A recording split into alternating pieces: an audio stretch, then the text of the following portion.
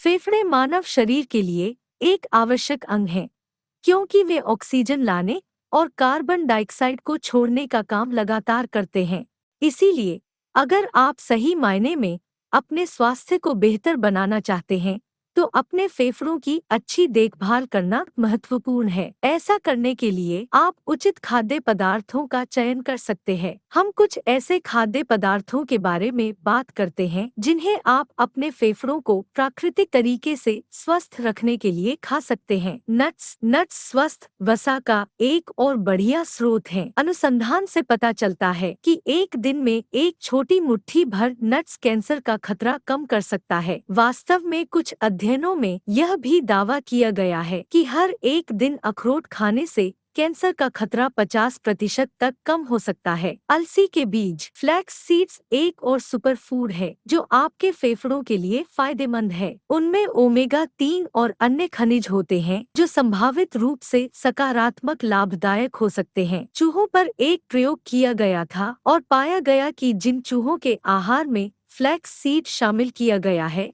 उनके फेफड़े अन्य चूहों की तुलना में ज्यादा स्वस्थ हैं। पुरानी सूजन आपके स्वास्थ्य पर नकारात्मक प्रभाव डालती है। इसका मतलब यह है कि सूजन से लड़ने वाले खाद्य पदार्थ न केवल आपके फेफड़ों के लिए बल्कि आपके पूरे शरीर के लिए अच्छे हैं। आइए पहले कुछ उदाहरणों को देखें। अदरक लंबे समय से मसालों के रूप में और अस्थमा के इलाज के लिए हर्बल दवा के रूप में इस्तेमाल किया जाता है। यह न केवल सूजन से लड़ता है बल्कि फेफड़ों की श्वास नली में चिकनी मांसपेशियों को आराम देकर श्वास प्रक्रिया को आसान बनाने में मदद करता है। हल्दी यह एक ऐसा मसाला है जो मध्य पूर्वी और एशियाई व्यंजनों में आम है। हल्दी सूजन को कम करने में सबसे प्रभावी हर्बल दवा है। अदरक की तरह हल्दी भी आपके फेफड़ों के लिए लाभदायक है। लहसुन एक और मसाला है जो शरीर में सूजन को कम करता है, लेकिन लहसुन केवल सूजन को कम नहीं करता है बल्कि इसमें एंटीसेप्टिक गुण भी होते हैं। यह शरीर को संक्रमण से बचाने में मदद करता है। एक अध्ययन ने संकेत दिया कि कच्चे लहसुन का सेवन धूम्रपान करने वालों के फेफड़ों में कैंसर के खतरे को 40% तक कम कर सकता है। प्याज असल में तकनीकी रूप से प्याज सब्जी है, लेकिन लोग प्याज का उपयोग एक मसाले के रूप में करते हैं, जबकि प्याज का सेवन सूजन और कोलेस्ट्रॉल के स्तर को कम करता है, जो आपके श्वसन तंत्र और रक्त परिसंचरण तंत्र को मजबूत करती है। लाल मिर्च यह आपके खाने को मसालेदार बनाने के साथ साथ शरीर के भीतर स्वास्थ्यवर्धक रसायनों के स्राव को उत्तेजित करती है, जो श्लेष्मा झिल्ली की रक्षा करता है। हमारे फेफड़े श्लेष्मा झिल्ली के ऊतकों पर निर्भर हैं, जहां ऑक्सीजन और कार्बन डाइऑक्साइड का गैस विनिमय होता है। खाद्य पदार्थों का एक और वर्ग जिसे आप फेफड़ों के स्वास्थ्य के लिए अपने आहार में शामिल कर सकते हैं, उनमें फल और सब्जियां शामिल हैं, जो एंटीऑक्सीडेंट्स का उच्च स्रोत हैं। एंटीऑक्सीडेंट्स पूरे शरीर में अनावश्यक तत्वों को साफ करने में मदद करते हैं। अनावश्यक तत्व शरीर में रोग का कारण बन सकते हैं, जो फेफड़े सहित शरीर के हर प्रमुख अंग के कार्य को बाधित करते हैं। निश्चित रूप से यही कारण है एंटीऑक्सीडेंट से भरपूर खाद्य पदार्थ का सेवन न केवल आपके फेफड़ों को बल्कि शरीर के सभी प्रमुख अंगों के लिए भी स्वास्थ्यवर्धक है।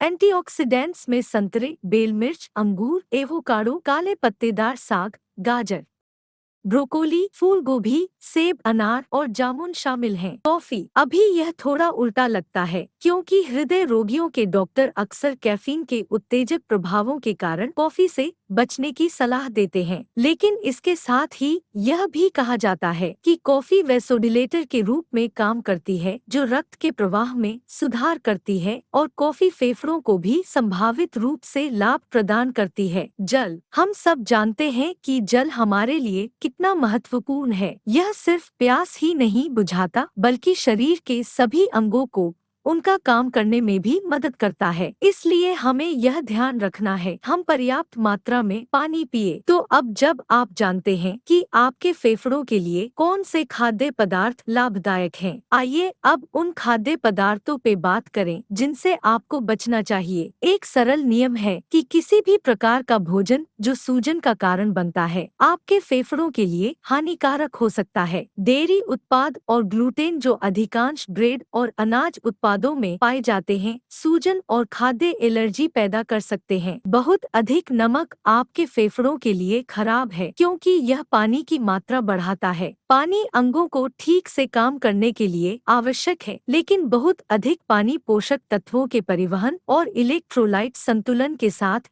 हस्तक्षेप करता है। इसलिए हमें सोडियम के अधिक सेवन से बचना चाहिए। अब आप जानते हैं कि आपके फेफड़ों के लिए कौन से खाद्य पदार्थ अच्छे हैं और किन खाद्य पदार्थों से बचना चाहिए। उम्मीद है कि आप अपने फेफड़ों और पूरे शरीर के स्वास्थ्य की बेहतर देखभाल करने के लिए अब एक कदम आगे हैं। वीडियो आपको कैसा लगा? हमें जरूर बताएं।